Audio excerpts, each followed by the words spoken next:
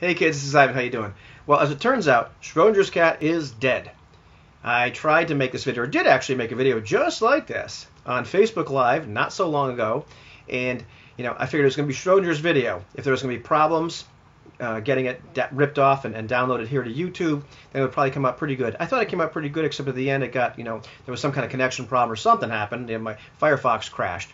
So here I am making it again, and I've done like 18 takes already. That I'm sucking at it, but I knew this was going to happen if that happened. So Complex Games Apologist made a video today. He uploaded something on Facebook Live because that's what he's been trying to do lately. And I'm not sure if he posted it on the Brigade page or not. I posted mine on the RPG Brigade Facebook extension. And it's about, he's taken this conversation we've been having about like the Game Master persona and all that kind of stuff and shifted it into a different direction, talking about fostering engagement, player engagement, or as even said, probably more correctly, kind of correcting disengagement, on the part of players, and probably even part of the game masters. And I was thinking about this from the perspective of being a player and being a game master. So I think Same Old G probably scooped us a long time ago. Where Same Old G has talked about his trifecta many times of play the right game, talk to your players, and don't be a jerk. And I think a lot of this can be solved, or the lack of engagement can kind of be solved by looking at that. And we've all been at those games where somebody's been completely disengaged or on their cell phone, or even way back before cell phones were really all that interesting, or before there were cell phones. But I remember being games like 7 years ago, where we got these little flip phones. I'm not sure what's really that exciting there, except maybe a text or something. Now, of course, they're very exciting. But somebody's on their phone, or they're just like they're kind of not there. You can see they're not present in the moment. And sometimes I've been that person, not present in the moment. So I believe a lot of the fix for that is really kind of front-loaded. Like, what do you do before the game starts? And then it's maintenance after that. And, so you look at, like, Same Old G's trifecta. Play the right game. Play a game that's interesting to you. Play a game that you like.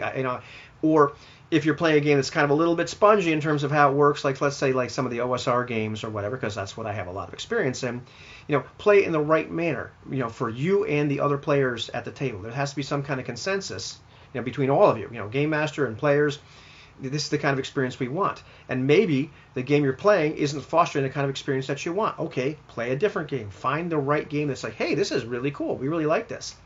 And some people really dig, we'll just, throw stuff out there. Some people really dig 7th C second edition. Some people really dig 7th C first edition. Some people don't like either of those and want something more like, All for One Regime Diabolique. You find the right game, and you become much more engaged. And then talk to your players. Talk to each other, I think, is really what it boils down to. It's having that kind of session zero where you sit down together and say, what kind of experience do we want to have? Okay, we've decided upon, like, we're going to be a gaming group, or we're thinking about being a gaming group. Okay, what games are we thinking about playing? Find some kind of commonality there. But then talk about what kind of experience do we want to have with this game. That's what we did with the All for One Regime Diabolique group. When we sat down to talk about this, well, actually, I guess I was sitting. I'm not sure what they were doing. We were typing things back and forth, and Anthony gave us this questionnaire. And it's like, okay, assign percentage points to what is going to be the most interesting to you in the game in terms of how much time we spend. And it was things like romance and military and horror and action. And I think there was a couple other things there, but just covering the gamut of what that genre could entail. But like, where do we want to focus our time and our effort? And there were some differences between us, but we were able to compromise and kind of come up with it wasn't a formula, but okay, we're all kind of on the same page with this. This is kind of the game we want to play, or the experience we want to have in that game. And actually, I'm having a fun experience right now. I'm talking to two groups of people. One are in person, one group is in person, and one group are people that I will be playing on Hangouts. And we're talking about playing Lamentations of the Flame Princess, same time set, right around the beginning of 30 Years' War, different countries, that sort of thing. But I was kind of stuck for an idea, like, how do I start off each group? Because it looks like it's going to be happening sooner rather than later, which is great. So I figured, why should I do the work? So I asked Group A, what do you think should, Group B should, their beginning problem, or little beginning hook or adventure, whatever you want to call it, be.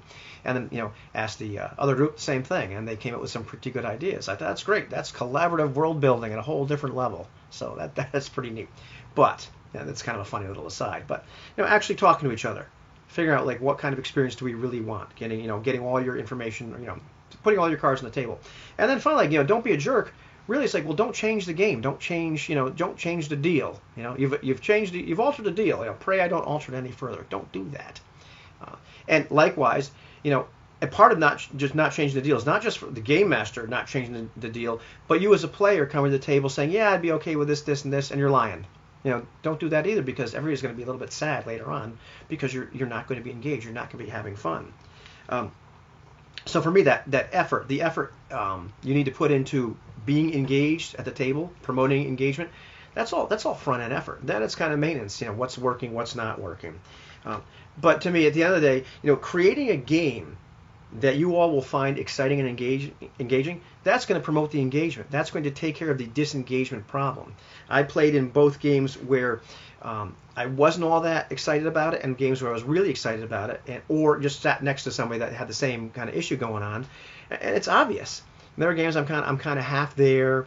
It's not really doing it for me, but I'm gaming. That's better than not gaming, right? Other games where I'm just completely on the edge of my seat the entire time. The last session of All for One Regime Diabolique we played, we split the party a couple times, so there were periods of time when my character was doing nothing, like during that scene, and I was still on the edge of my seat. I was still engaged. I found the entire thing very fun and engaging. That's the whole, to me, that's like the holy grail of gaming, where you're just so immersed in that whole session, that whole environment, whatever it is. And a lot of that, it would be really neat if we could all play together. I've developed some friendships with people I probably wouldn't enjoy gaming with, and they probably wouldn't enjoy gaming with me an awful lot. Not for a long term, because we prefer different creative agendas. Whether it's gamism or simulationism or narrativism, games that produce those kind of effects. We probably prefer or have different preferences in terms of what our intentions are.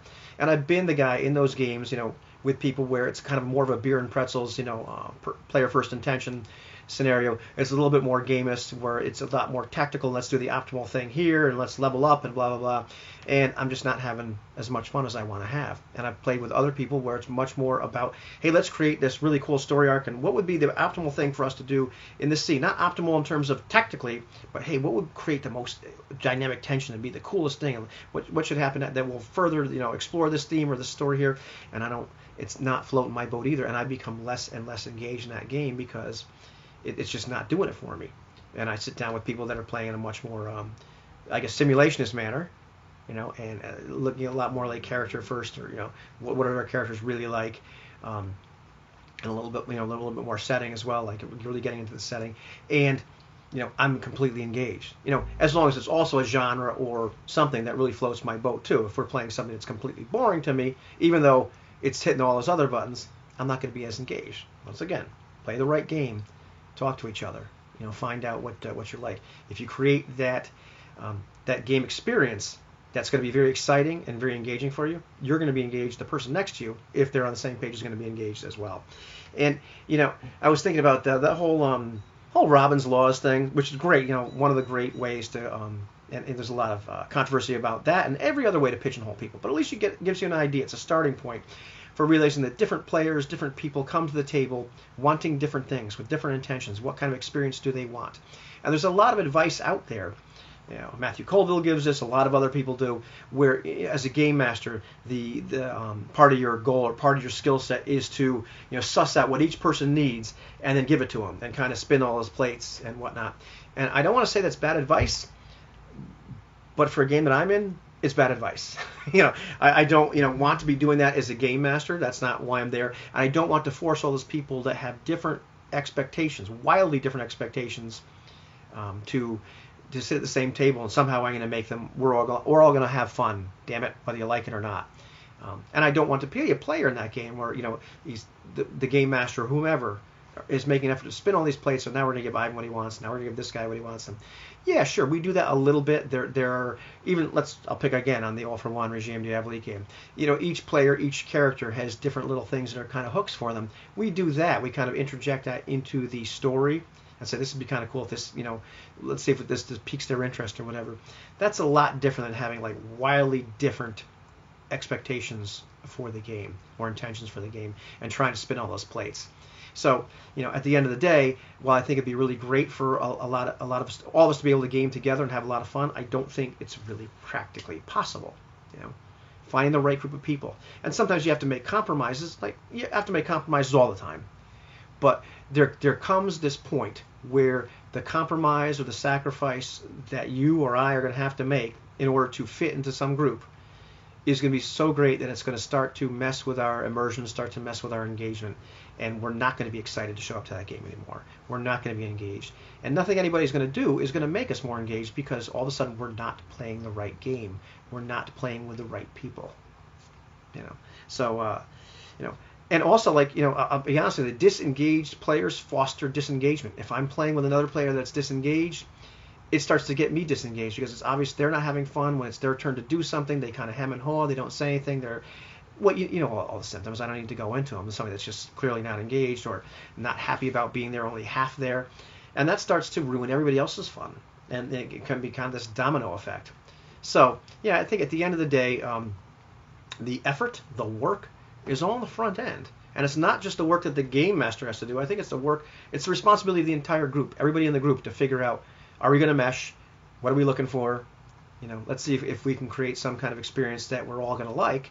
And sometimes you get that great alchemy, that great recipe where the magic happens, and you're all completely engaged. And it's not an issue. It's not something that even shows up, or in conversation or in thought, because the time kind of melts away, and you're excited, you're in the moment, you're on the wire. So that's my take on fostering engagement in players and everybody else. What about you? What do you think?